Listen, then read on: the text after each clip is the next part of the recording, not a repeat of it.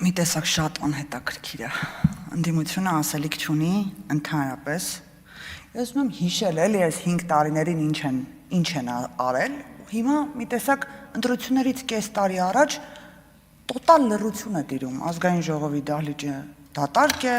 բայց ես հիշում եմ, ոնց էր Արթուր Խաչատրյանը այս ամբիոնից sense թափահարում, ասում, այս խաղաղության թուղթ չի, սա թղթի կտոր է ընդամենը։ Շատ լավ եմ հիշում։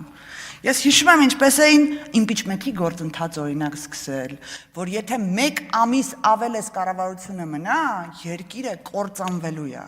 Ես հիշում եմ ինչպես էին գուժում ամեն ամիս Սյունիքը տալու են, Միջանցքը տալու են, ադրբեջանցիները գալու են, բոլորի տները մտնելու են, թշնամին գալիս է ձեզ կոտորի։ Շատ եմ հիշում, շատ լավ եմ հիշում այդ դաշտի տորպեդահարումը, որ 5 տարի թե փողոցում, թե ստեղ ազգային ժողովում, թե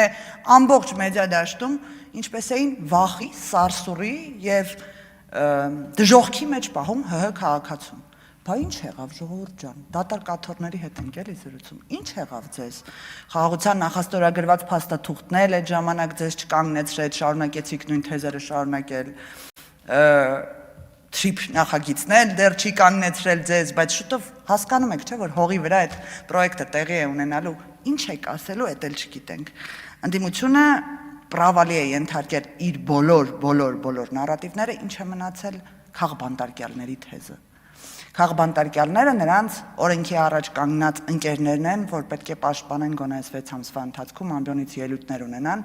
որ հանրությանը ասեն, որ գործ են կանում։ Հայաստանի Հանրապետությունում քաղբանտարկյալներ չկան։ Հայաստանի Հանրապետությունում կան կաշառակերներ, որոնք կանգնած են դատարանի առաջ։ Հայաստանի Հանրապետությունում կան ահաբեկչություն պլանավորողներ, որոնք կանգնած են դատարանի առաջ։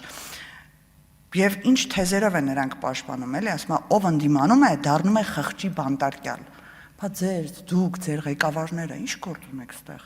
Այս 5 տարվա մեջ ժողովուրդը մեզ միակ մեղադրանքը է դա ասել։ Ռոբերտ Քոչարյան, Սերժ Սարգսյան, ինչ գործ ունեն ազատության մեջ։ Այդ որ ընդդիմանում են, լավ չեն ընդդիմանում իշխանությանը, թե իրանք արտոնյան են, որ իրանք ազատության մեջ են, բայց որոշ մարդիկ դատարանում։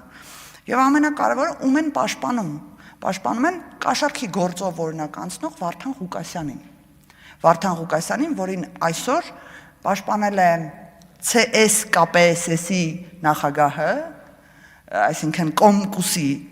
ԽՍՀՄ Կոմկուսի նախագահը եւ Սերգեյ Լավրովը եւ նույն բառամթերքով։ Ես կխնդրեմ այս զուգադիպության մեջ ոչ մի այլ բան չփնտրել, զուտ պասերով երեխեք։ Հավանիչ տեսանյութը եւ բաժանորդագրվիչ նորությունները բաց չթողնելու համար